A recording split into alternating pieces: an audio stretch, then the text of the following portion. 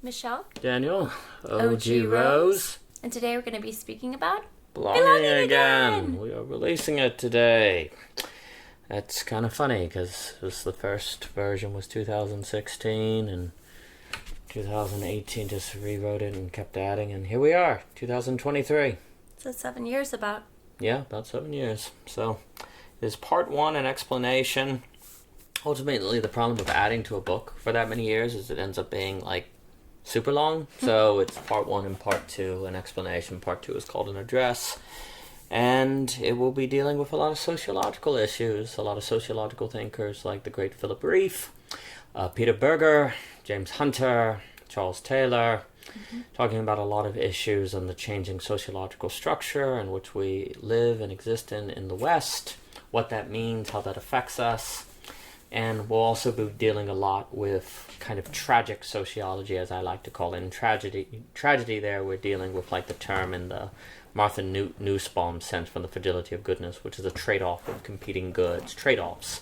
And a lot of economists like Thomas Sowell will emphasize that we have to think in terms of trade-offs, not problems and solutions. And I think those sociologists that I named were very aware of those trade-offs we had to make, and that if we were going to, say, increase freedom, for example, that would come at the cost of knowing what to do, because as you increase freedom, then that increases possibility, and why choose X instead of Y? Because the very conditions of increasing freedom is to remove the sense of robust reason to do one thing versus another, or to remove the direction that says you should do one thing or the other. And yes, that increases freedom, but simultaneously makes it less clear how to use that freedom. But of course, if you don't have freedom at all, you're oppressed. James Hunter, Dr. Hunter, once said that we can think about the movement into modernity, into now as a shrinking of the background, the sociological background, in favor of increasing the foreground of individual choice and individual possibility. So the book will talk a lot about that. What do you think freedom has to do with belonging? Because funny enough, freedom and belonging actually kind of conflict. The more free you are, the less you feel like you belong anywhere, precisely because you're more free. You don't belong anywhere. That's what makes you more free.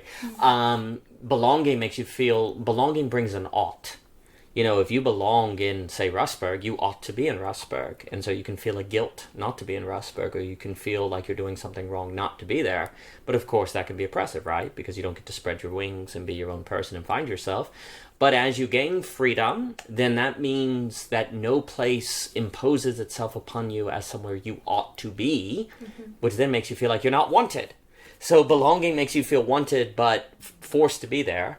Whereas freedom makes you not feel like you don't feel guilty so much. And guilt is an interesting emotion to tie to this, because, someone like Philip Reef and Berger too, they're going to emphasize that modernity has removed feelings of guilt and obligation, because it's forbidden to forbid, for example, like, Reef will emphasize that. And yeah, guilt can be used to make people miserable. Guilt is not necessarily a good thing, but we kind of removed guilt by removing the conditions that also made us feel like we belong somewhere. And we didn't realize. And then if you make people feel like they don't belong, they feel alienated, and that leads to all sorts of mental illness, alienation, not feeling like anyone wants you, because if you don't feel like you belong, you don't feel wanted. And then of course the problem is, you say, well, can't you just choose a new place? Well, the problem is, if you choose it, then you're always wondering if people want you there, because you chose it, and then the choice, of course, feels arbitrary, because why'd you choose X instead of Y? So funny enough, belonging and freedom can actually be in conflict with one another. Yeah, definitely. And I mean, you spoke to it, but there's kind of a double-edged sword even with belonging, right? Like it's good and bad. It depends on what we mean with that. And I actually think that speaks to the whole title of the book, Belonging Again, because I think the book in many ways is really speaking to this idea of finding a sense of belonging, but having that be almost, I don't know how to say this, working through certain things so that you are able to belong again, almost like the return of Hume. Absolutely. And because I think there's probably, I just think about like even just coming of age, or just going through life and its seasons. You might have kind of like a frustrated teenager being like, I don't belong here, but they're saying that to their family or Yes. like their small town that they've known forever. Like, Yes. this is the place of their belonging, right? And yet they feel very much like, I don't belong here. And why? Because they often don't feel like they're understood. So there's something about this strange sort of, there is something really strange about this irony of like, even to speak to being understood, right? Because like you want to feel understood, but everybody does think they understand you. So then there's this sort of like, no, I don't, like, you don't really know who I am. I don't belong here, and I want to get out of this town. Yes. And so there's that kind of progression of experience and feelings and thoughts that I think can occur in coming of age, right? But like, there are things that after that sort of that point of being a teenager feeling that way. I'm not saying I felt that way necessarily. I'm just saying that can happen. What I'm trying to point out with that scenario is that people often, can be in a place that should kind of be a place of belonging, but express, I don't belong here, or I don't feel like I belong. Yes. And it's kind of like, well, why is that, right? And it's because in some strange way, they don't feel at home in their home or Exactly. at their home. Why would that be? Why would that be, right?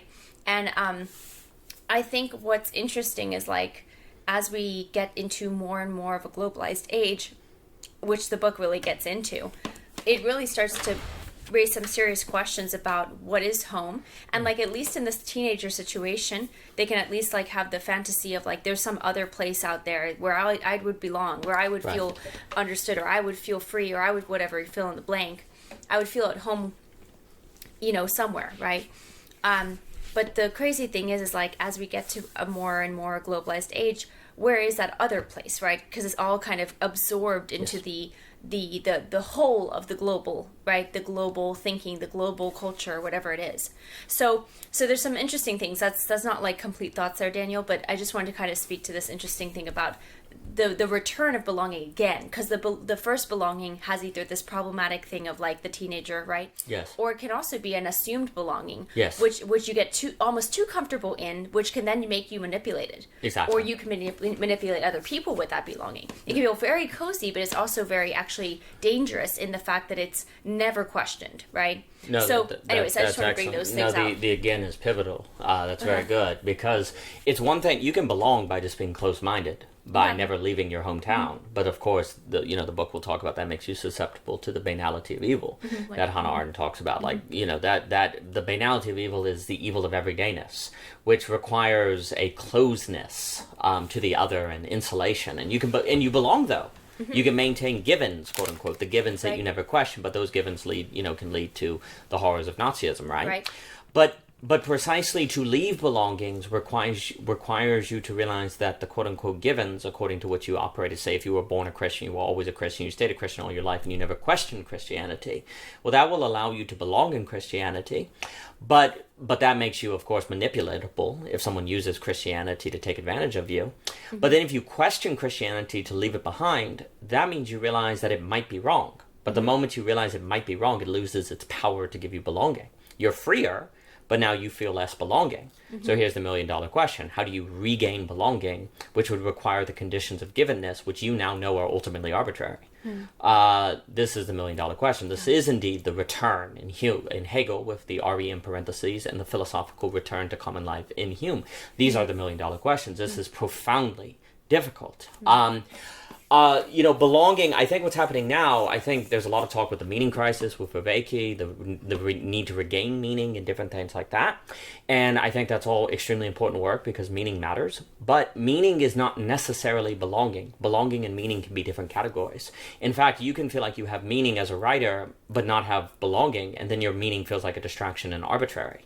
But then you can have belonging, but no meaning, and then you can feel alienated as well because you're just a cog in a machine, right? So you have to have both. And I think it's just very important that any work done to bring about meaning must be coincided with the question of belonging.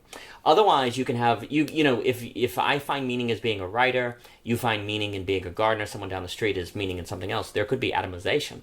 You could actually worsen social atomization through meaning, right? Now, again, this becomes tricky because a lot of people would say, no, by meaning we mean belonging, and there's a difference between arbitrary meaning and capital M meaning and social meaning, and so on. Meaning is a difficult word because it means so many different things to different people. And I'm not saying that, say, Dr. Viveki doesn't know all of this or anything like that. I'm just saying that belonging, let's put it this way, meaning is individually important, but it is not necessarily socially important. You having individual meaning is not going to fix social problems necessarily if the conditions of belonging that translate that meaning into social cohesion and social intelligibility are not there. But of course, they're not there, and you can't really get them back easily, because restoring givens, the line in the book is from Wittgenstein, it's like trying to, for him, he said, to bring back a tradition is like trying to restore a spider web with your bare hands. And that's basically what occurs. Once you realize the point of absolute skepticism in Hume or absolute knowing in Hegel, then you realize that there is no ultimate objective grounding for, say, a belief system like Christianity or capitalism or communism or anything. So then why do you pick one versus the other? Right. And why? And how does that then, here's the key, how does that then feel like it's not arbitrary? How does it feel like it has authority over you? Now, again, the reason we got rid of the sociological conditions of givens that make belonging possible is precisely to stop the totalitarianism of the 20th century. Right. Nazism, all the modern state, the world wars, like postmodernism and the critique and all the other critiques of sociological givens and modernism in general was precisely to stop the great violence. And so I'm not, it wasn't like it wasn't stupid in a sense, there was a reason for it. But you can't, if you solve the problems of total war by destroying sociological givens, the problem is that can unleash a radical amount of existential anxiety into the society, which then ironically can make totalitarianism appealing again, precisely because people want to return to order. So the solution, I'm afraid, has not worked, and because we have to rethink how to belong again. Not simply belong like we did, but belong from the place of knowing that givens are arbitrary. And how do you, it's the Nietzschean question of, picking a law and hanging around your neck, like authoritatively, like hanging a law around your neck and treating it with a certain authority. So that's why the book will also talk about Hegel, absolute knowing, Nietzsche, and all of these different people. But the again is critical, because we know how to belong. History shows us how to belong. Closed-mindedness, closed borders, avoiding pluralism, avoiding global interconnectivity. But belonging, again, given our new globalized situation, that is a very new problem that we have to take very seriously. Yeah. I was wondering, if you could just speak to the givens language, givens and givens versus releases. Yes. Right. I know this kind of came for you from Philip Rieff, yes, a sociologist who studied Freud extensively. Yes. Could you kind of go into that a little bit? I know he uses a different language a yes. little bit. How did you tweak that, and why? His language is constraints and releases and constraints. I think that was a mistake. And the reason I think that's a mistake is because I don't think societies treat they don't experience constraints primarily as constraints. Once you experience a sociological given, I like the language of given because that's kind of axiomatic. Like, if you're born Christian in a Christian society that has always been Christian, you don't experience Christianity primarily as a constraint. You treat it as a givens that entails constraints, like things you can and cannot do, but it is not primarily constraining you. It's the horizon of being itself. Mm-hmm. But once you call it a constraint, I'm afraid that language actually concedes the ground almost from the beginning to the modernist paradigm of freedom, because a constraint has a negativity. You are constrained, right? Yeah. So I think language matters, and I think that language does not capture the phenomenological experience of how you treat a society that has always been Christian. Yeah. You don't primarily experience it as a constraint. You experience it as telling you to do things and not to do those things. But that entire paradigm is not a constraint in of itself. It is a given that entails yeses and nos. And you see, if you don't use the language of givens in that book, the Triumph of the Therapeutic, also, the thing I would say is, unfortunately, the language of constraint and releases makes the book too conservative, in a way. It becomes too conservative when I think it actually has a lot to teach both liberals and conservatives. Mm-hmm. But once you call it constraints, and he sounds like he's longing for a kind of return to constraints, and he almost basically says that, well, that's, one, a conservative nostalgia. Yeah. Two, it's impossible.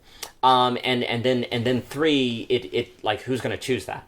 right? Like, it's not even clear what the benefits are other than like, oh, well, you need it for existential stability. Well, the liberal just replies, well, get over yourself. Get over yourself and learn to be existentially stable, given the extreme, existential tension of pure releases. Yeah, that's exactly right. So I think the language really was, I think the language was a mistake. And also, at the end of the book, what I was going to say earlier, he talks about the need for kind of a psychohistorical analysis of how society got to the place it is now.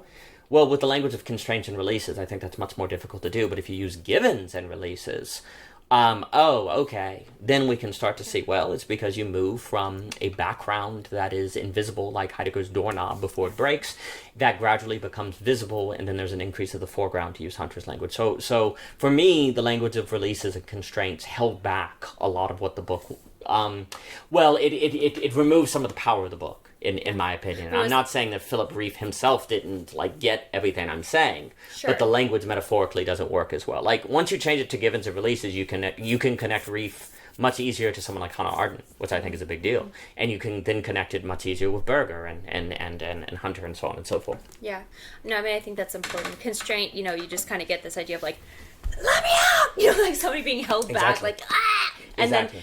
Then And it's but the difference between that language of constraint and that image, you're welcome for that image. No, I'm just kidding. Is like givens where it feels like a gift, right? Yes. A given, you've been given this, and it's a gift. Now, gifts can also be responsibilities, and that's part of what a given is. But there's something that's also it's kind of like when it's handed down. It's also like it gives the sentiment of like when you just somebody really well and you're good friends and you're just like, yeah, of course, it's a given. Like, of course I love that person. Yes. Of course I care about that person. That's exactly right. That's the feeling you get from given. Yeah, it's a given. Like, it's all good. We're good. Yeah, of course. Like, it's always good. Yes. Because it's a given. I love you, so it's okay. It's a given.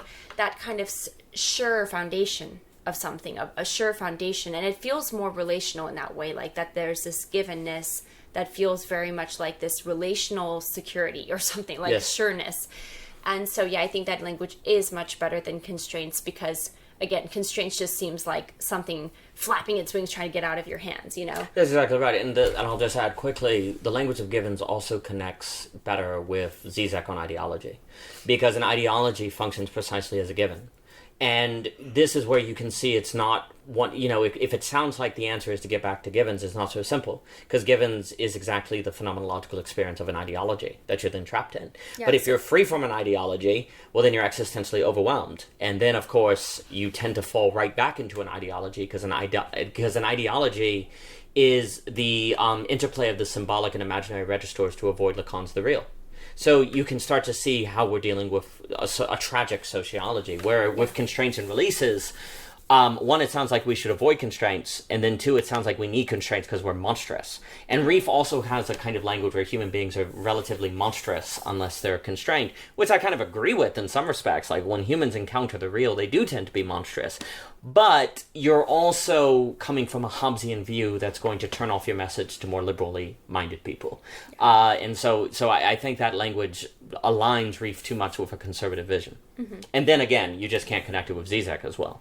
Right. Yeah, no, definitely. Well, thank you for going into that with the language. And I have found that very, I think that tweak on the language is very helpful. I know Reef's book itself was very, very insightful and very, very good itself. But it is helpful to make sure the language is just fine-tuned, where we can kind of really get why this, why there's this, again, this sort of tension and need for both the givens and releases, right? But basically, also, because we did not read the tragic sociologists in mass like Reef and Berger and Hunter, we're just very foolish. We just don't understand what's going on. Like, all the popular, they all were like, hey, guess what's going to happen? A return to strongmen, a rise of popularism, a collapse of meaning. They basically, everything that's occurred that everyone today is shocked by, they were writing about in the early 90s and the 60s, and they predicted. It's wildly prophetic. Mm-hmm. But we didn't read them. We tried to explain everything in terms of economics. We left out culture. When culture matters more to people than economics. Economics matters, of course it does. But people will easily sacrifice their economic well-being or disregard their economic well-being if they feel like they have to betray the foundation of their identity or their tradition or their history. But you've had like 40 years, a very long time of analysis that until recently tried to explain human beings purely in terms of economic interests. Well, I think that's true, Daniel, but I think that also is like that idea of like, oh, we've explained humans in terms of their economic interest. I think that's, though, extremely even a reductionistic view of economics in general. Well, I agree. It's the worst of all possible worlds. It is the worst of all possible. Yeah, classic economics was very different. I mean, classic economics, I mean, unfortunately, I don't think economics is enough. Like, actual economics and the ecology of... Sure. Is not as, I don't know if that's even enough in the picture in terms of like point you're making is very important. You know what I mean? And I don't mean that strictly just in terms of economics. It's much more let's say holistic. Yes. But yes, I think it's like this reductionistic idea of like economic interest. Yes. Basically just like boil it down to just like the hot buzz, hot words like capitalism or, like these like, which don't get me wrong, we should look at what those things do and we should look at what that's happening. But there can be such a reduction to these almost like political talking points of economics. Yes. And that's how people talk about it. Yes. And that's just not enough of the picture. That's not that's not the fullness of the picture in terms of economy. Because what we're really talking about, what the holistic picture of economy is about value. Yes. And I think what we don't always understand, like, value, which is, for us, we talk a lot about intrinsic motivation, how that's tied to intrinsic motivation, and all of those things. So I think, yes, unfortunately, I just wanted to make that note where I think you're right about the economic interest, but it's like, oh, no, like, it's, in some ways, this is very sad because it's not even about actual economics, No, I mean, you go back, there's no wealth of nations without a theory of moral sentiments. Exactly. I mean, Adam Smith is writing on jurisprudence. They have theories of motivation. I mean, rather one agrees with, say, the Austrian critique of the Federal Reserve or stimulus policies or different things. I mean, we can get into the debates between the neo-Keynesians, King or Minsky and Hayek and all of that. But the Austrians, at least, or von Mises with human nature, they all understood that economics was meaningless outside of a conception of the human being in not just rational terms, but their full emotional terms. Like this notion of classical economics believing in like humans are rational animals. I don't know none of these classic economists viewed humans as purely rational beings. Mm-hmm. They're a conflict of emotions and desires. All classical, like this entire notion of behavioral economics being a new branch, that is all classical thinking. They just said that ultimately their understanding of rational was not autonomously rational, as in like calculating like a computer. When Adam Smith, when they talk about being rational, they mean relative to self-interest, and self-interest is tied to emotion, to experience, to personal lives, custom sentiment, and all these different things. So no, it's the worst of all possible. It's the worst of all possible worlds. For the last 40 years, we've defined human beings as purely interested in a monetary self-interest, which is a modern economic consent notion that basically is just how do we define the human being so that we can model them. And that, of course, the models are reductionist, and then we are susceptible to black swans, and the models don't even predict anything. Because we just end into, oh no, another bank has crashed. We don't predict anything. So economics and modern economics in that sense has been relatively useless. So not only did we leave behind a cultural analysis that could be found in people like Riefenberger and so on and so forth, we left it behind in the name of an economic analysis that isn't even a deep economic analysis like we can find in classical thought. So it is definitely the worst. And someone like Dietrich McCloskey talks about that a lot. It's the worst of all possible worlds. Yeah, no, definitely. Well, I think that I think what's interesting about this sense of, just to return again to like belonging again, return to the return. I think there is something fascinating about this sense of, like, what I really appreciate, and you do well with this, is like to bring out the existential, oh my gosh, we have to make all of the choices now. Like, there's nothing really to kind of give you a sense of, this is maybe what you should be doing at this age or whatever. And yes, those things can absolutely be socially oppressive scripts and, very destructive, and even though nobody means it to be. But sometimes small talk can be very heavy-handed because it's kind of insinuating, well, you should be doing this, or you should be doing that, you should be doing this, you should be doing that. But the thing is that there are certain things that kind of like, let's just even say kind of being able to give people a sense of rite of passage, or being able to feel like they've kind of advanced in like, you know, from going to child, you know, teenager to an adult, things like that, that just, there's such a out of like, there's just really very, very, very, very little to kind of give the parameters of those things. And, you know, I guess I think too, what we're in such particularly interesting times, because even the parameters that are the social script, right, those are even, like, what I mean to say is tied to the institution, those are going to start to fade even more and be challenged even more, especially with artificial intelligence, especially with the education system changing so radically with the internet. And so, I mean, what it's sort of like, I don't know, to me, this is kind of possibly a giant leap, but, you know, a lot of belonging, again, has a lot to do with kind of like being able to be at home in your own body. Yes, actually. Absolutely. And a big part of that is actually to kind of understand the rites of passage within our own biology, really. Yes. Now, I think that's important, though, because that actually reminds me a lot of Nietzsche. Oh, yes. You know, with the body really kind of being... you know, what is he? He says something about, like, especially when he talks about writing, I always love that, where he talks about, like, the blood is spirit. Yeah.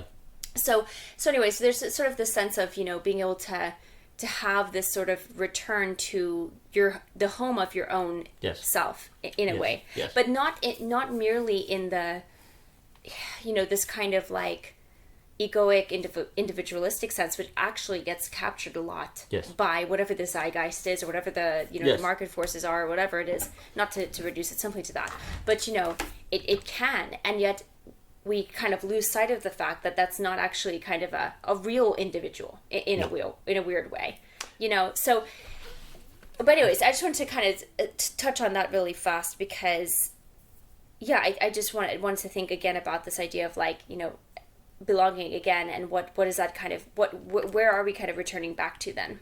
No, that's excellent. The book is going to highlight, you know, the question of character, because if you don't have institutional support, or you don't have sociological support, you know, from a community or whatever, you're freer, you're less susceptible to the banality of evil. But then what do? Well, then there is going to be a big question mark on Hegel's absolute knower, Nietzsche's children, the Jesus, you know, the Jesus Christ figure, especially, say, in the Grand Inquisitor section, the Deleuze individual, in saying, what is the difference between these? Because all of these seem to offer solutions to the problems, but not all solutions are equally good. Yeah. Now, this is where the book had to be turned into part 1 and part 2, because once you get into the analysis of, say, I think there's a lot of stakes in the question of what's the difference between Deleuze, Hegel, and Nietzsche. I do think the Deleuze individual is a kind of way to respond to these sociological problems, and it does work. But the question is, can you base a society on Deleuze, or is that just going to be atomization, where each individual is their own essential difference? But I think Deleuze gives you Japan. And if you say, well, Japan's the best we can hope for, okay, well, Deleuze is the best we can hope for. Nietzsche can be plugged into Deleuze, or Nietzsche can be plugged, you know, there's a book Deleuze wrote on Nietzsche, but Nietzsche could be plugged into Hegel. And then we have to ask, what is the difference between the absolute knower and Jesus? Can they go together? And then what are the sociological incubations of that kind of character, who would then in turn operate those sociological structures, and what does those look like? Well, that's the massive question. And the stakes between Deleuze, Hegel, Nietzsche, and Jesus, these are massive. These are massive. And I'm not even saying those are the only options. I'm just saying that those are ones the book is going to orbit and orbit and orbit. To the point you were also saying about AI, basically the pain, the true consequences of not having sociological givens comes out once you leave college, once you get the career. Because up to college, you kind of have a thing to do. You go to school, you work really hard, you go to college, and so on and so forth. But what's happening is people are getting out of college, and then they're going, oh, what now? Well, we don't talk to you anymore. You're not allowed to, like, be... We like, really praise and do stories and show young people still in colleges and different things, because we don't want to, like, make too obvious the wasteland of, like, what happens now in Western society to adults, except people who succeed at their careers. Well, that just means capitalism wins then. And capitalism defines character and success and so on and so forth. But of course, that feels empty to a lot of people, except the ones who are at the, top of the food chain, but even they are secretly depressed and unhappy. And so I think this is where you start seeing the mental health crisis, and you start seeing, now it's interesting because there's a meaning crisis, there's a mental health crisis, they seem to be the same thing, and then other times they're not the same thing. Yeah. That's where there's a paper in the book called the map crisis. We have all these different terms that I think has led to difficulty to determine what's going on. Yeah. And I'm not saying there's not truth to them, but there's just a lot of language. And that's not necessarily bad. Sometimes you need a lot of language to get at what's going on. But what basically has happened is that we've kind of been able to hide ourselves a lot from the big consequences of these sociological changes with the college education system to the career. And then by the time people realize, wait, something's wrong, I don't feel like there's something wrong. They may not be able to articulate what's wrong, but they sense something's wrong. Well, they're 35, we don't care about them anymore. They're in the middle years. They're going to retire. They just got to put their head down and work. And basically that's what we tell them. Put your head down and work harder. Oh, you want community? Well, go join a club. Do a thing, right?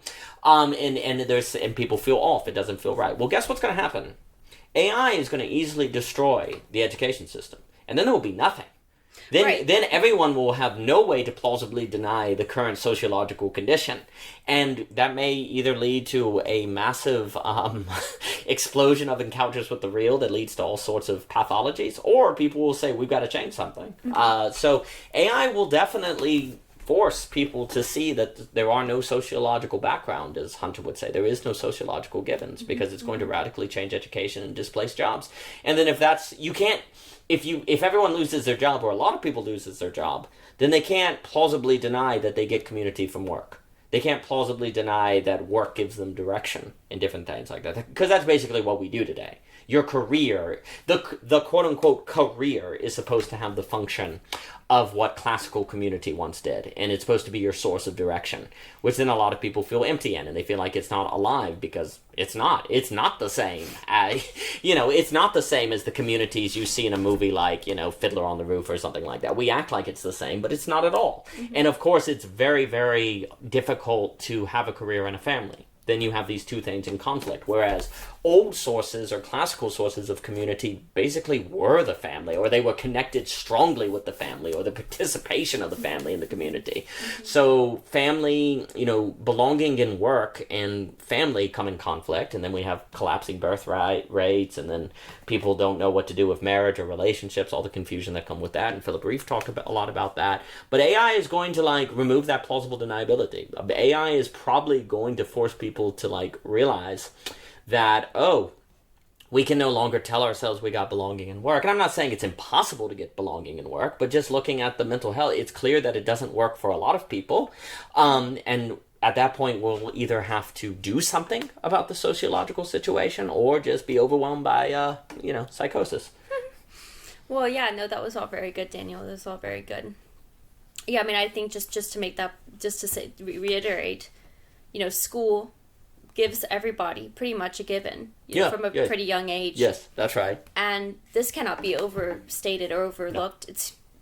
It's just a huge thing that we just don't ever really, we take that for granted as, and that hides from you the sociological lack of givens. Exactly. Yeah. Well, right, that's true. So that is a given. Yes. You're saying that's a given that hides that there's actually some other givens that are not there anymore. Sociological givens are kind of deeper than just education, direction. Absolutely, some of more of the implicit types of givens. Yes, givens are givens would be the implicit background of belonging that you have. Like a Christian, you are a Christian, therefore you go to church on Sunday, you act like Jesus, you follow these principles, and so on and so forth.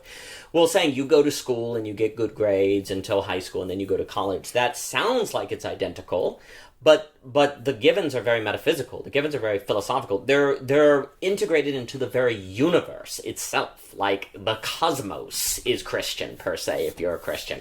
Whereas education, if you were born in China, you'd have a different educational structure than in America or Europe. It's very cultural. It's very accidental. It is not based in the very foundations of reality itself. And therefore it doesn't have the same power to give you belonging, because it's ultimately arbitrary at the end of the day. And but until you graduate, the arbitrariness of it can be plausibly denied. Until you later on graduate and realize, oh wait, they did not provide me a framework by which to understand the cosmos and myself in it, and to share intelligibility with the people around me. So it doesn't work in the same way. Yeah. So it's kind of like, it's a type of given. Yes. But it's almost very much more so almost the illusion of a given. It's a temporary given that is kind of destined to unveil itself as not a given. Right. It will eventually unveil itself as false. Unless you engage in processes of self-denial, sure. avoiding the real, psychological gymnastics. But as we talked about before, couldn't all the deeper metaphysical givens also reveal themselves as not real? Oh, sure. That's the absolute knowing. That's the absolute skepticism. Right. That's the problem. That's why we can't... Right. That's why belonging, again, is so difficult. And that's why capitalism has won from this. Because capitalism's like, well, we're just as, we're on the same playing field as Christianity, and we seem to give you more direction, actually, and we can give you money. And we can give you a career. Oh, and if you don't have a career, you're going to be poor and you're not going to be able to pay for anything. So capitalism gets the practical upper hand. Yeah. Because you have to pay for bills. But you don't have to go to church, right? Mm-hmm. And you could argue you don't have to pay for bills, but it feels more so like you have to. So, it's not by chance that kind of quote-unquote whatever the economic system is wins from this structure. Mm-hmm. Global capitalism wins in this situation. Mm-hmm. Yeah, that's all very good. Yeah, I mean, I think just to speak really quick to, school being a temporary given. I mean, the other thing, too, is that it is strangely... It is actually kind of strange if you go back, like, 300 years ago, or maybe I don't know, let's just say 300 years ago, maybe more, maybe 500 years ago. The concept of, like, going to school with hundreds of other kids from totally different families for hours a day, inside mostly. Like, there's something that does strike me as just kind of, from like almost a phenomenological experience, kind of strange to like a 300 years ago type of perspective. And I guess what I mean to say is like there is something that, and it does have a function in its temporary givenness, right? Yes, like of course. It does have a very good function in that way. The only thing is that there are ways in which it can strangely, again, it kind of provides like, this is the community, and here's our community, and here's our community sports, and that's all again, all good stuff there, but there is something that's strangely like, I'm trying to tap on a little bit like of the arbitrariness of it, because at the end of the day, the people you go to school with all the time, like, they aren't your family. Sure. Like they are your schoolmates and like your teammates and stuff like that, but they're not your family. Sure. But yet you spend a significant amount of time with them. Sure. And so I wonder if that does something on like a deeper level, like on a I don't know what level, a psychological level or a psychosomatic level or something, where I don't know if it's just like a kind of disorientation or maybe it's just like, no, Michelle, this is fine. It's just like, it's just socialization and how it generally works. But it's just that it's such a, like how would I say it this way? Maybe it's certainly a fine temporary given, and it does do this sort of radical socialization, which, maybe that's good. It's just fine. You're just meeting a bunch of new people all the time and being around them all the time or whatever. Yes. But when you do go into adult life, the shift is radically different. Yes. I mean, depending on your career, depending on your job, depending on if you keep going to school forever or whatever, you just go back to school, you might still be in that situation. You might be a professor and be around hundreds of students every semester or something. But the point of the matter is that, there's a lot of people who are going to go from this hundreds of people that you kind of engage with more or less, like just the fact that you're all these bodies in this room or whatever. And then you're going to go to like you and your 5 coworkers. Yes. And that's it. Yeah. Like all the time. Yes. And yet even the coworkers are not exactly your family, right? Like your family is still the people you're going to come home to or whatever. But I don't know. I feel like this kind of does a strange destabilization of like how we understand loyalty, like how do we be a family and stuff, like how do you, because family is family, like your family from the day you're born to the day you die. Yes. Your schoolmates, no, like, do you feel the same loyalty to them? Maybe I don't know if you become like blood brothers or blood sisters or whatever, you become close or tight, then yes, you maybe do feel that same family bond, and that's totally legitimate. Hopefully you do feel that way with your friends, but like there's something to me that's quite strange about the sheer number of people you're kind of engaging with, and then how that changes radically after college.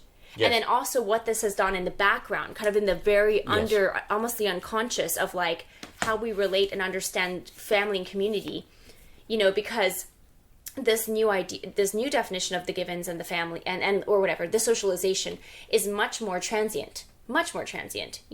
Every semester you just get new classes and kind of a new group. You kind of like mix up the batch and then you get these new groups of people. And it's not, so it's like this strange, like you are kind of always with these people, but you're not. And there's always this like flux and change. This is very different from family, which is always there. Like always there, always the same for good or bad, right? Like, and you have to kind of learn to like live with these same people all the time. And so I just wonder, like, what this does to our ability to kind of understand what a community even is, There's a bunch of things. Sorry, no. There's a bunch of things. So, one, if everyone is Christian, then even if you're not around them, they're still children of God, and you still have a kind of metaphysical connection. Yes. But if there is no God, then there are no metaphysical connections like that. There's the people in your immediacy, or there's the people who are not in your immediacy. Mm-hmm. And if you have to move to New York to get the job from college, you can't return home, then the people that compose your immediacy are always changing. And so there's a radical feeling of fragmentation to your relationships. You feel like you're always leaving people behind, getting new people, and so there's a shuffling of the deck constantly that makes everything feel very tentative. It can also be exciting sometimes. It can be, and it is for a while until you get into about 35 and you're having to do the same cycle over and over again, and you feel like you haven't talked to those people who you thought were blood. See, you mentioned that point. I think a lot of people are doing that move where they're like, oh no, but these friends are blood friends. These aren't just blood friends, they're family.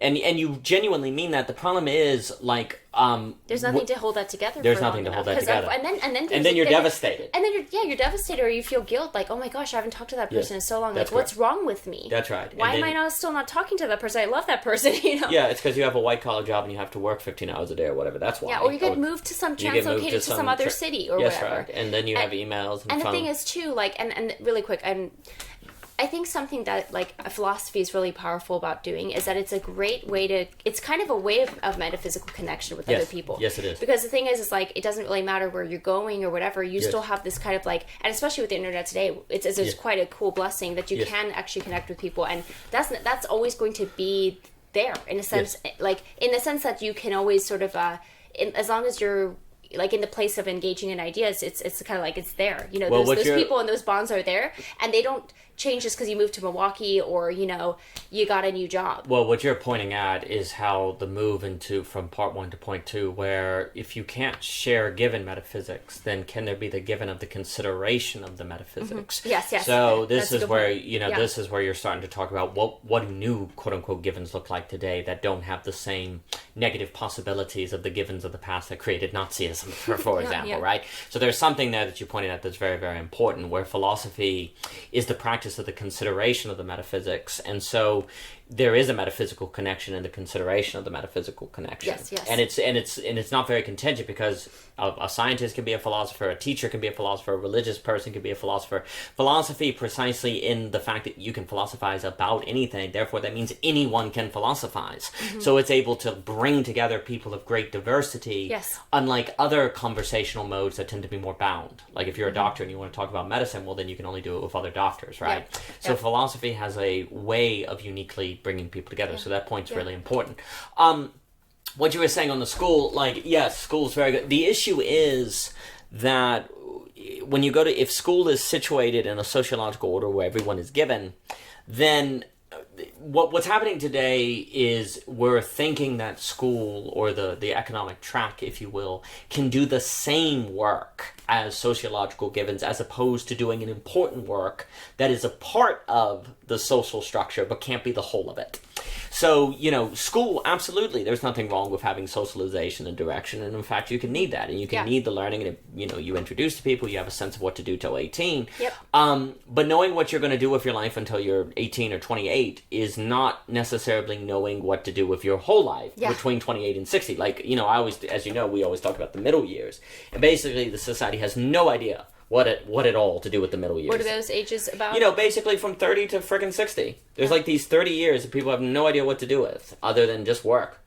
go to your job, have your career. And look, if you were part of a society, like again, Fiddler on the Roof is a great example. Like if you're working from 30 to 60, but you're also part of a community in which you feel like you belong and you have shared intelligibility with people and you're not always existentially overwhelmed by diversity and difference, well then that might be fine. That could work just fine because you would find meaning even if you were doing a menial job.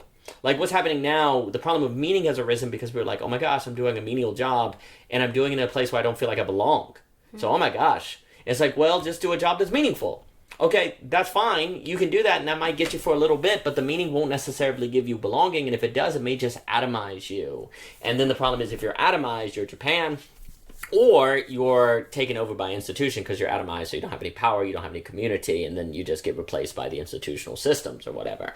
Also, if you don't have belonging, then if that meaning goes away, or one day you're like, oh, this thing that I found meaningful is actually just a distraction to the fact that I'm not part of anything bigger than myself, or I'm not part of a community, or I'm not giving anything to other people, and, you know, I don't really know people, well, then it fails, right? So another way to put it is meaning without belonging is fragile, okay? But belonging without meaning can also be alienating, because you're part of a community, but you don't see any meaning in it, right? Like, you know, maybe you belong in Rustburg, but you find meaning in writing, but everyone in Rustburg doesn't like writing or think it's a waste of time, and so you don't do your meaning. And so you have belonging in Rustburg, but only if you give up the thing that you find meaningful, right? So, you know, belonging without meaning can be alienating. Meaning without belonging can be fragile. What you need is meaning and belonging. Yeah. What's interesting is in the past, it easily could be the case that belonging and meaning were easier to go together very often, because if you were doing something meaningful, it was probably in line with the communal givens that you were situated and also found belonging in, right? Mm-hmm. Like if you were finding meaning in being a missionary, well, you also were part of a Christian community where you got belonging, so the meaning and the belonging went together. Yeah. What kind of starts to happen now is as belonging falls apart, the gaining of meaning and the gaining of belonging can be more so separated. Mm-hmm. They can kind of be pulled apart. So what does it mean to get both of them in different ways and then bring them together without them contradicting, right? That's where you're starting to talk about a kind of new challenge that's so difficult. Yeah. And that's what we, you know, that's not what we've thought so much. Really quick, I just had another thought. That was all really good, Daniel. That was very good and important. I think it's important to talk about how the meaning and belonging, you know, how they converse with each other and why they're important to put in conversation with each other. I was thinking about the school point and everything, and, you know, the kind of excessive picture or the kind of very transient picture that I was painting before, and like the flux of numbers and people and change. I mean, I think that is actually more so true about school today, you know, and maybe the last, I don't know, I want to say 20 years, maybe 30 years, I don't know, maybe 20 years, more so than even when like our parents' day and age, because the thing is that it actually used to be that school was actually a very close, much more closer litmus test for what the community was, because people would maybe go to high school and then they get jobs. It's like they wouldn't even really go to college. Yes, that's right. And even if they did, they'd probably, like, there was a lot more of people staying local. Yes. You know what I mean? So even if they did go to school, you know, you also had smaller schools a lot of times. You know, depending on which city or wherever you are. But like you had smaller schools. You'd have people staying where they grew up, more or less, right? Maybe not going to college, getting a job after high school, maybe getting married after high school, really, and then, you know, starting families. Because, you know, people will talk about, like, even just a generation before us, how they would, you know, basically would be around all of their other family, and you know, they got married to people they went to high school with, or maybe went to their trade school with, or whatever. And so because of that kind of localization, you know, in a sense, that when that given, which wasn't a deep sociological, metaphysical given, was there for the temporary given, it was able to still kind of, like you're saying, go hand in hand a bit more with the deeper sociological given, right? Or givens of that area, or give that of that time period. But today it's very different. Yes. Simply because, you know, now you've got, well, you can't just go to high school. You got to go to college. You know, that's like otherwise you're a failure. I mean, that's the thing. Nobody says this, but like that's kind of how you make it feel. Like the culture. People do say and so then you got that, and then, you know, college automatically is often going to bring people outside of their state. Yes. That's the first step. Then you're going to get some job somewhere else. Hope, you know, maybe a high profile job in some big city. You know, it's just so much. You know, and then you've also got, because of that, there's a lot of, you know, just moving around, and you've got bigger height. I mean, my high school was pretty big. Like you got bigger high schools, bigger schools, more people moving from different places, different countries. And I'm not saying any of this is bad. I'm just saying that there's a much more transient nature to this. Now, I will just add, though, there is something really cool and beautiful actually about humans, that we can bond with people who are completely different, who are completely, there aren't our family, and we can suddenly become like a little family or a little tribe with them, and that's really, really cool. I think there's something special about that, and should not be discounted at all. All I'm saying is that the transient nature of it is very, almost, I want to say borderline unnatural in a sense, because there's so much, the transience and the change is rather new, and that type of change of like, new people, and then you're thinking about the people you haven't caught up with in so long, and this and you're just like, it's just, and then now add on top of that all of the means of communication. We've got email, we've got social media, we've got this, there's so many avenues for communicating, and yet we feel like, how in the world could we ever possibly stay in communion / communicating with all the people that we've been able to share life with? And I don't know, maybe it's just kind of no, this is good for us because we can learn to change and to adapt and to let go and to, form new bonds. And so there can be good to this. There can be good to transience and change. Well, that's the delusion individual. And that is a solution. The question is, can the majority do that? And can you form there's a big movement now for digital nomads, like these kind of network states and different things like that. Would that work? It could.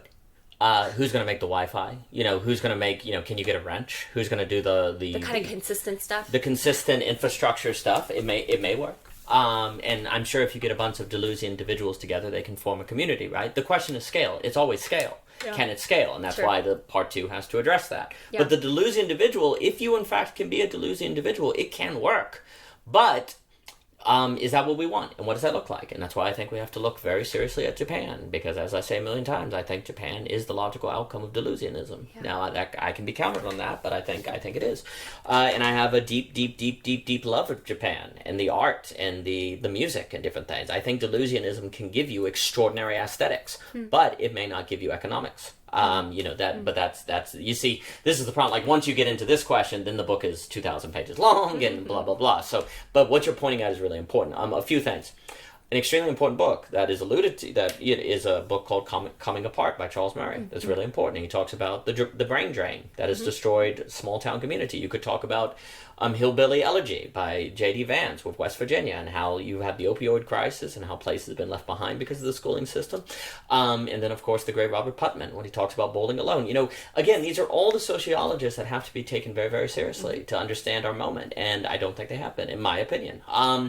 The great irony is exactly what you're saying. People go off to college. Why? Because they want their life to be meaningful.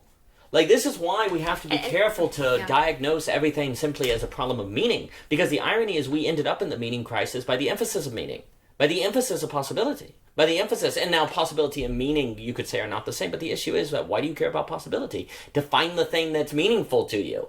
There's a straw man that goes around.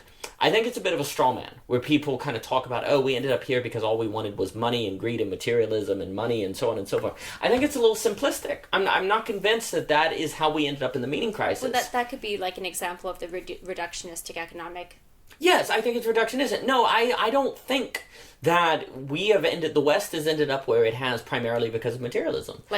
You don't think that's the only reason? No, not at all. And I'm not even sure if it explains 10% of it. I mean, it's too simplistic.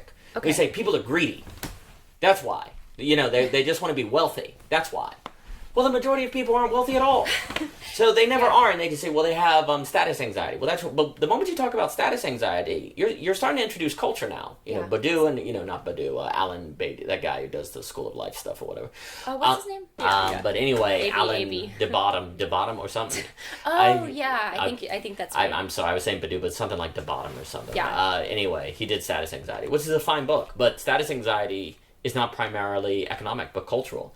Anyway, the main point is if you go, the reason the West has ended up the way it has is because of materialism, well, then we overcome that with meaning-making practices. And there is something to be said. But here's the thing. Most people ended up in the economic system not primarily because they wanted to be rich, but because they had to pay bills. And that's a very important difference if you think about it. Yeah. Because that means people got the jobs that were soulless and soul-crushing, not because they dreamed about being a celebrity one day, which, yeah, some people did. But I think the first reason they did it was to get a bill, and then to rationalize staying in it, they imagined being rich. But being rich comes second. Well, and so it's funny, listening to you talk about this, I think you're quite right with what you're saying. I also think that in some ways it would almost make more sense to say that it's a lot more about, like, convenient. If we want to, like, say some potential vice, which I don't even know if we could say it's a vice per se, but convenience is comfort, convenience. That's more, yes. Convenience over greed. I think it's more the fact that, greed, but who wouldn't choose, like, do you want to be in 110 degree weather without air conditioning? Exactly, it's rationality. If you had the choice, yes. I mean, maybe, and this is why, like, I love Postman so much. Neil Postman, who's another great thinker, genius. I would say he's a sociologist. Yeah, he does bring sociological awareness. Yeah, I would say so. I mean, I don't know. He not technically, no, Sure. but he has sociological implications. Yes. Well, the point of the matter is, though, he always talks about that, like, new technologies, new inventions, always are trade-offs, right? Yes. Like, they can be, they're probably good and bad at the same time. Yes. So, but he calls them Faustian bargains. Yes. So it's just the fact that, let's just even take the simple thing of air conditioning, because, a lot of times, like, we're in, like, it's convenience. Yes. It's convenience. Now, I'm not saying that's necessarily wrong, because, like I said, who wants to be, like, burning up in 110 degree weather without any possibility for air conditioning? Or a fan even, but it's like, at the same time, though, it could be making you weaker because you can't handle the heat. You can't take the heat. What you're getting at is extremely important, because if I say materialism is what guides people, then I can make an argument that people are being irrational. Mm-hmm. No, we ended up in this situation because people were rational. This is the key. Yeah. Rationality led us to the quote-unquote meaning crisis. Sure. Because it was rational to get air conditioner. It was rational to go to college. It's rational. But we might rationalize our way out of, like, being human, potentially. Well, that's the point. Yes, because autonomous rationality ultimately leads to auto-cannibalism following human nature. Was that an autonomous rationality, though? If the only principle by which you make decisions is the immediate rationality given to you by the technology, and this gets into Heidegger, yes, we have to get into what do we mean by rational, Right, and that's why with Postman, it's like, you always have to take every technology on its own terms. You can't just say, all technology is good or all technology is bad. You have to say, well, what is it? Yes, but if you have the move where rationality becomes convenience, and standing reserve, Heidegger and all of that, then rationality leads you into doing that which makes things easier and comfortable in a 9-to-5 guaranteed employment where you have the money to get the technologies is all rational. Yeah. And then maybe afterwards you then say all that matters is materialism to rationalize this spiritual lack that you may have, but the materialism is second. Yeah. The greed is second. I think that's absolutely true. And so but if we emphasize materialism and greed being primary or whatever, well then you can make a case that humans are irrational. Right?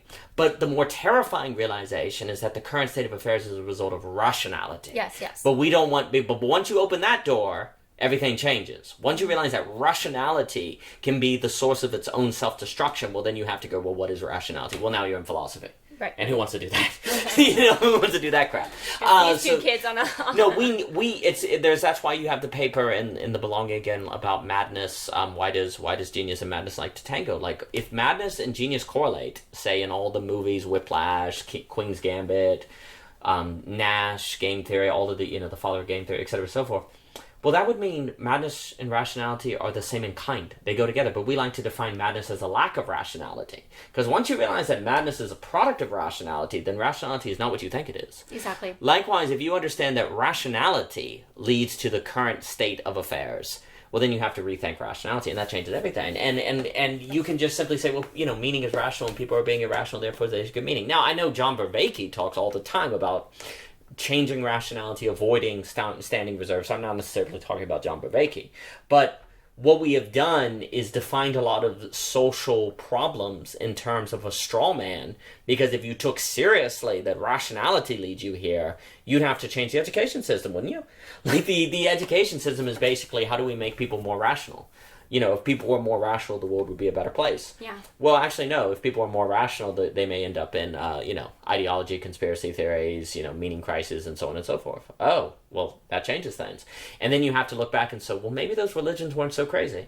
Maybe those metaphysics and philosophies weren't so crazy. Oh, shoot. Now you've opened those doors, and we don't want to think those things. And capitalism doesn't want you to think those things, because once you think those things, you think alternatives, and so on and so forth. And this isn't to make a boogeyman of capitalism, because communism can make these mistakes just as well. But global capitalism, as we now know it, is more like a corporatism, blah, blah, blah. And I know that's a whole nother topic. But basically, we have not allowed ourselves to think of the current state of affairs as a result of rational action, of people just trying to pay bills. That's why they get into a 9 to 5, because if you do that, things would change. Yeah, so I mean, anyway, the idea is that we don't want to face the reality that rationality can lead you into a sociological crisis, because basically all our hope rests on rationality to get us out of it. AI, if we were more rational, then things would be better. Excuse me. And once you also accept that rationality can't get you out of this alone, by itself, autonomously, then you also open the door to, wait, what if rationality is what got us into this? And so then you start going, oh, what if there were things in the past that actually gave us belonging that we deconstructed and wasn't necessarily liberating but a giant mistake? Or not necessarily a mistake, but contingent. Like if you're going to deconstruct sociological givens, then you need to negate, sublate them, to use Hegelian language, into something else. Right. And that all opens up if you take seriously that rationality leads you to, oh, the Humean absolute skepticism, absolute knowing in Hegel, and that changes things. And we still have a lot of hope in rationality, because it's not the entire school system that is ours. Basically, the whole thing that gives us direction still is valued, because there's a belief in the possibility of greater rationality saving us. And if that's not the case, if instead you have to do something more complex and more dialectical and more difficult, well then, you have to think that, and things change. And by instead thinking about all these current problems as a result of a lack of rationality, you don't have to face that horizon. And once you face that horizon, things change. But no, I mean, the stuff you were getting at with the education system, Coming Apart by Charles Murray is very good on that. How it's pulled people out of small communities where there's no belonging. And then here's the issue. If we follow like Aleppo Coe in The Breakdown of Nations, he talks about the problem is today everyone has to be in everyone else's business. You'll have Marshall McLuhan in The Global Village. He'll talk about that. So basically, if you go to high school and you stay in a small town, you stayed in a small town now because of the internet. You see what other people are doing, so here's the problem. Even if you do stay in the small town, you don't find belonging there. That's the issue. Like, now it doesn't work to do what worked in the past because everyone is in everyone else's business, as Lepotko puts it, because of the great interconnectability. So the entire horizon has changed for everyone, and even if you do the same actions of the past, they don't have the same impact as they once did, or the same effect. Right. Yeah, no, that's all really good. Yeah, and I wonder if it's not to say like there's, again, not that either of us said this, but the rationality and the rational project of school, it's not as if you can't get dialectical with that, but you do need to be dialectical with that. Well, I think the problem is the structure is not, the problem is not school itself, but school as done. School as all it is, and it's like, no, it's not all it is. It's that plus, and if you don't get that plus, then as soon as what do you do when the track ends? Well, the people have breakdowns. I mean, they have mental illness. I mean, people in the midlife, they feel tricked. People get to their midlife and they're like, they feel tricked. They're like, what do I do now? And it's like, oh, you keep working.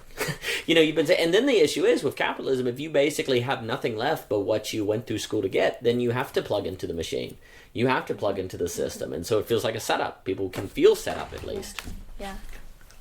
That's very interesting, because a lot of times too, like the whole idea of even just getting a job, like we're talking about paying bills. Mm-hmm. It's because you're not going to hunt and and fish and stuff like that. So right. It's interesting to me because how I said at the beginning about this idea of like returning back to the body. Yes. Right. Well, there is something about it's interesting to me because I wonder if there's something, I'm trying to tie this into with like rationality, where it's like and the convenience element, right? Sure. Where there's something kind of rational about taking convenience because it could save you from having to spend X amount of hours. Yeah. In whatever weather conditions, just to get maybe one turkey or something, hunt down one turkey or something like that. But there's something about this is the thing that as soon as there's something that kind of can be the convenience, right? We also have to realize that we're kind of trading, like what I always like to think about with that word is the word convene, convene. we've kind of traded convenience for convening. Convening for convenience. Yep. And the convening is where we actually have sort of like actual real community, where we actually, dwell with that which we consume. Basically, like, I mean, I don't mean to keep going to the hunting example, but, a lot of times our food processes are so outsourced from us, yes. right? Whether it's picking, cocoa beans to make chocolate or whatever it is, and the convening with the actual things that we consume, all of that is wildly disrupted. But again, for convenient reasons, right? Because yes. then it's just we can spend our time doing other things. But the weird thing is we get more time to do towards other things. But like, what are those? Then people are bored. Yes. It's just very strange. So it's not to say we should go back to like hunter gatherer way of living, but it could be the fact that like if we still learned some skills, I don't know, like maybe if we could sort of be.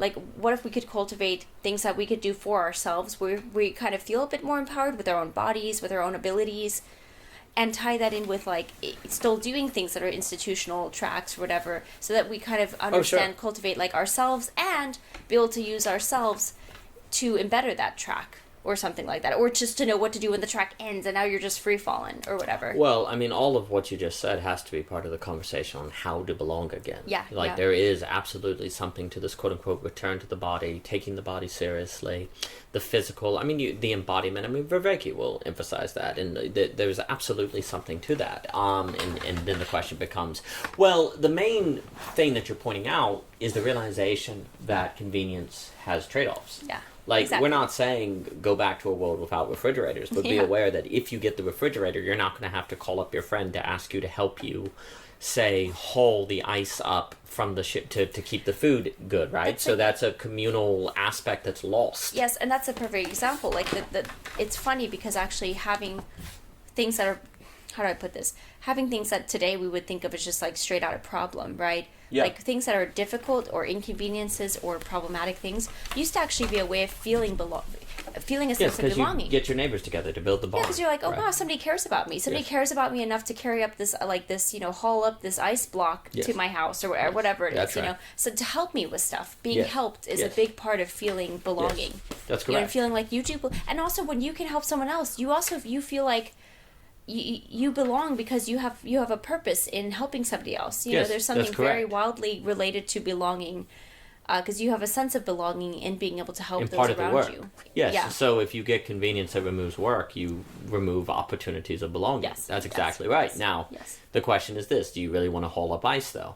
Right? It's just it's mainly the point is this: if you remove the hauling up ice, you have to be aware that that's going to remove the serendipitous interactions almost with other people that would give you belonging and community possibly. So what are you going to replace it with? And also that's, you mentioned the word work there. Yes. And that's true. But then we just get the work on the end of, after the track, just put your head down and work. Yes, that's the irony. There's type, I guess what I mean to say is like there's a type of the work in the serendipitous, communal, neighbor, call somebody, feel a sense of belonging. Now, granted, this can also go...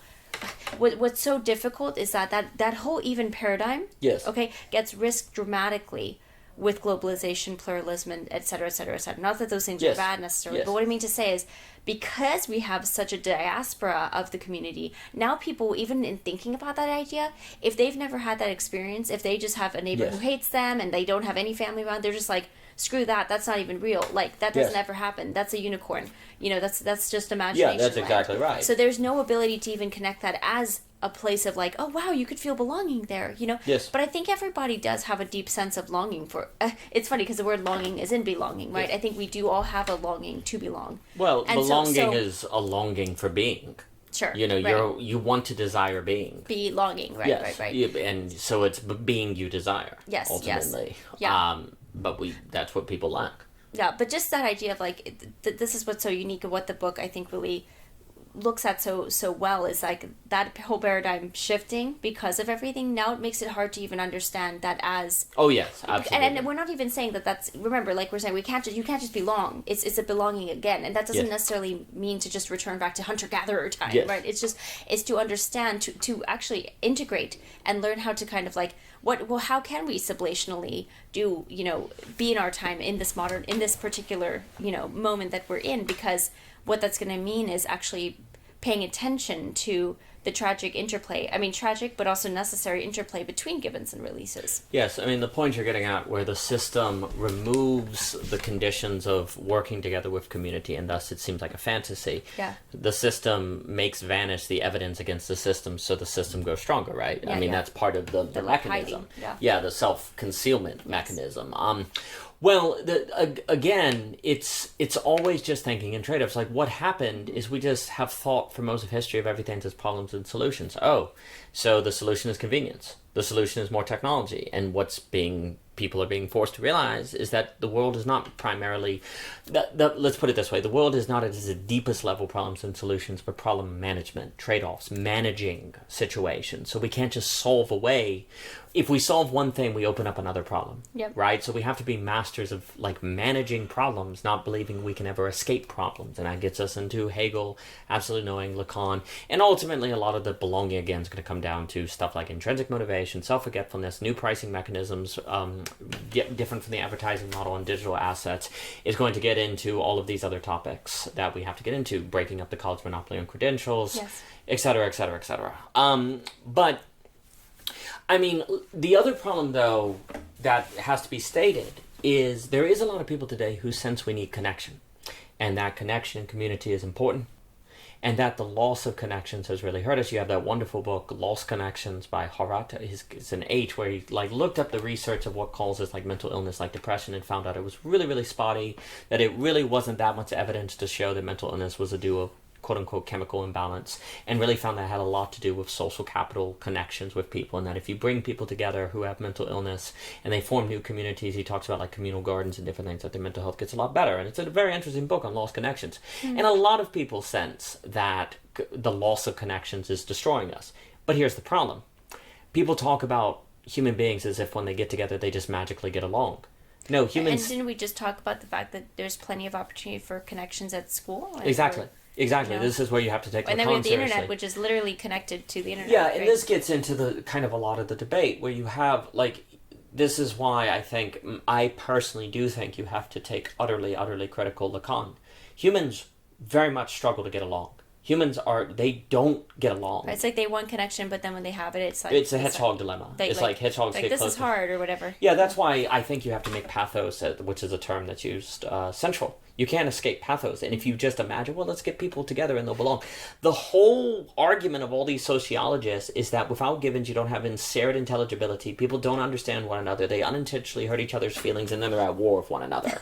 Right. Like, this is the problem. Like, the sociologists that we are mentioning all warn you that once you don't have givens, even if you realize community is what you need or connections, you don't have the shared intelligibility by which you understand one another, and thus you get a slap in the face of Lacan's The Real, and you are existentially overwhelmed and you want nothing to do with one another. Like, that's the big point that cannot be overstated, is like a lot of the network state. I'm afraid a lot of the network state, like if you're going and joining a network state or one of these borderland things or these communities, you are self-selected. Like you are automatically the kind of person who thinks that's interesting. Yeah. So the likelihood that all the people that go and live there are relatively similar is quite high. Mm-hmm. So it probably will work relatively well because it's self-selection. But the problem is scaling. And once you scale, you have radically different personality types that aren't necessarily similar. And how do you get them to get along? Right. Well, the greatest psychotechnology humans came up with was basically religion. And we haven't come up with anything close to that. And so when you start saying we need connections, well, people get together and they want to kill each other. We can start reading all the Russian novelists, literature, folk, all these different things on the family. And connection and community are not easy at all. And so even if you recognize that's what you need to get belonging, without givens, it is not so easy. That's why when we say, oh, the problem is belonging, oh, well, then that means we need community. Oh, no. Without givens, community becomes really difficult because givens protected you from the real of people that Lacan will talk about. And without that protection, people tend to get into all sorts of conflicts. So this is not merely to say we need community again. It's a much deeper problem. Right. And the thing is, too, it's... You need the groundwork that makes community even possible. Right. Because I was thinking about, like, how, all that you say is very true. It's like we can't just, okay, well, yeah, community is the answer, because he was like, people in real life, really that can cause a lot of friction for people. Or absolutely, what if it's just you got radically different personality types and they don't even understand. People last like a few weeks. Like once they're like living together or they're like in a community. Survivor Island. It don't take a few months and then it blows up. Yeah. Unless you believe in a God who forgave you of your sins and you're supposed to love your neighbor as yourself and sacrifice. Like if you don't have like a metaphysical doctrine, part of the cosmos itself, that is going to really make your inconvenience part of like the ethical fabric that makes reality function, then you're not going to overcome your irritation. You're going to get more irritated and then demand the person get kicked out of the small tribe. And so that's what just happens. They die. They don't last. Right. Well, I'm not saying they can't last. I'm not saying there are no examples of functionality, but just because you have a few examples of small borderland communities or states or whatever, I'm not even hitting on the Borderland Project, I'm just making an example. Just because you have a few examples of small communities that work, that does not function as evidence of overcoming the sociological loss of givens, because that can just simply be a product of self-selection. It's an incredibly profound problem. Right. No, yeah, definitely. I mean, but the thing is, though, as we know, and which was mentioned at the very beginning of the talk, givens do provide, and I mean, yes, it is very true that if you have givens that sort of say, hey, like your irritation by that person in your community is something actually that you need to sort of like learn how to work out. Yes. Maybe the person's being intentionally irritating, maybe you need to address it, maybe not, but you can't just outright be like, you suck and kick them, or whatever. Yeah. So it's like, I think that, if there's givens that are like, hey, yeah, you should, maybe work on this. You should maybe take some time to think about why are you irritated? Yes. Are they actually irritating? Yes. Learning to be able to actually like show them grace, etc. That really goes a long way. Like goes a long way, right? But it's always difficult when the metaphysical givens turn to like completely suffocating relationships or completely. And so then it's just kind of like, dang, it really feels like damned if you do, damned if you don't. You get givens and you might get like, truly like abusive family dynamics because of like some sort of crazy metaphysical concept about obedience or so. I don't know, just pick something. Obedience can be good, but it can be used for bad, right? And so it's like you get that, or you get like the no givens, and then it's just people are just irritating each other and have no reason to learn how to overcome being irritated. Like they're just like, oh, well, I'm irritated. That means you're wrong. So I mean, it sort of feels like, well, great, but we could say that, like in the case of a given going awry, right?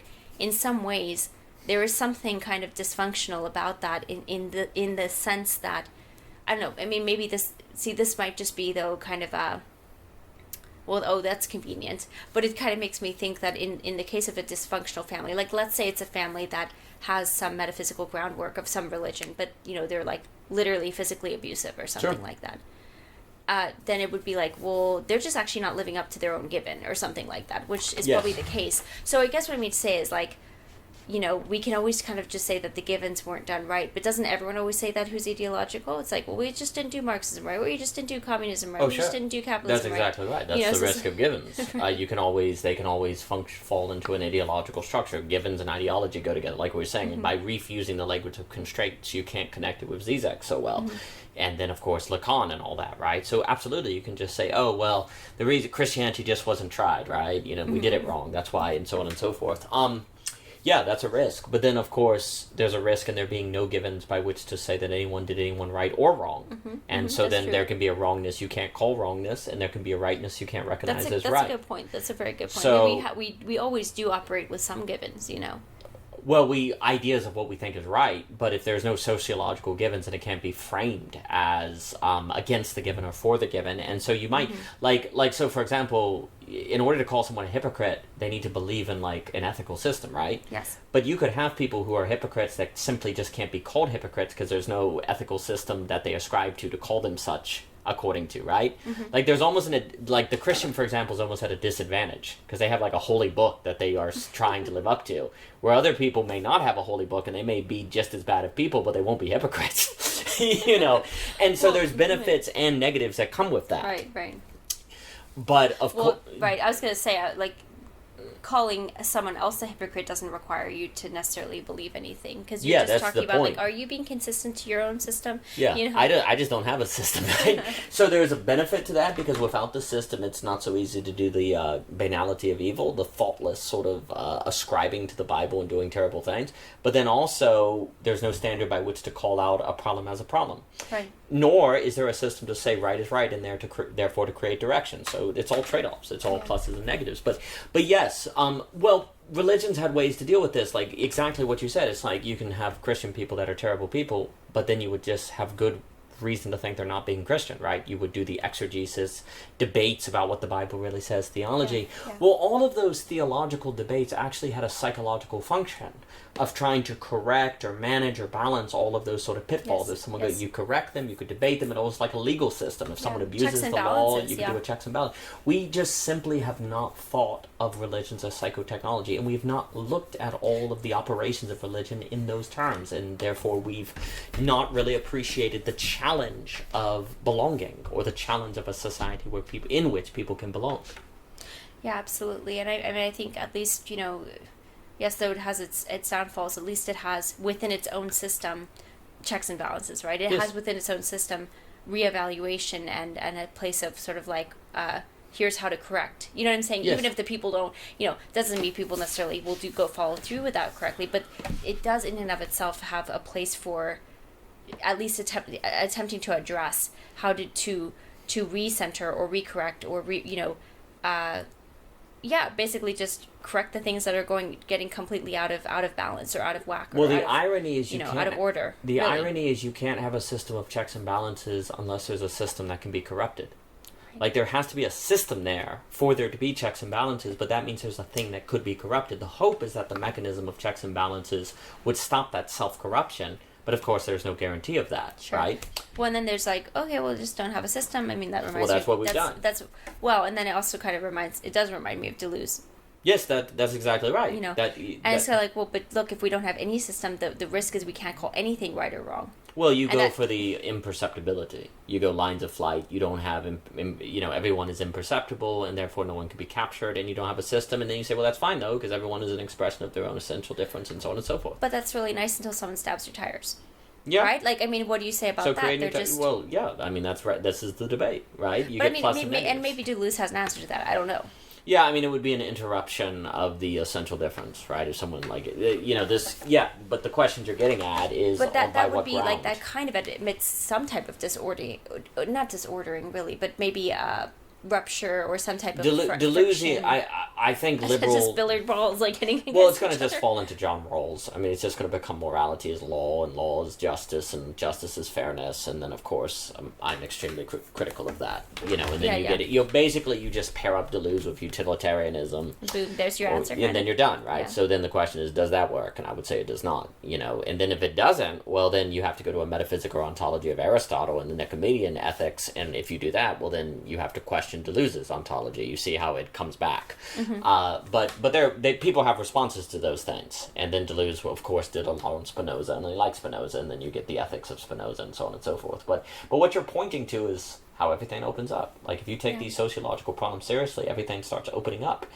And of course, this is the problem. By talking about meaning too much, even though I'm extremely sympathetic to the meaning of that, the concern of meaning we find in Viktor Frankl, Man's Search for Meaning, so on and so forth, and the Vervaeke work, that's all extremely important. Mm-hmm. The problem is that you can have the impression that if we were to regain meaning, that would address the sociological problems. It may, but it's not necessarily going to.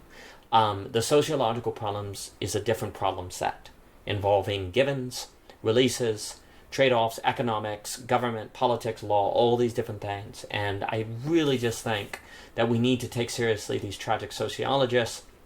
Again, Reef, Hunter, Berger, we talk about Conyers, his extraordinary book, Listening Hard, The Long Truce, the difference between tolerance and humility. We got to get into the substantive democracy of Hunter.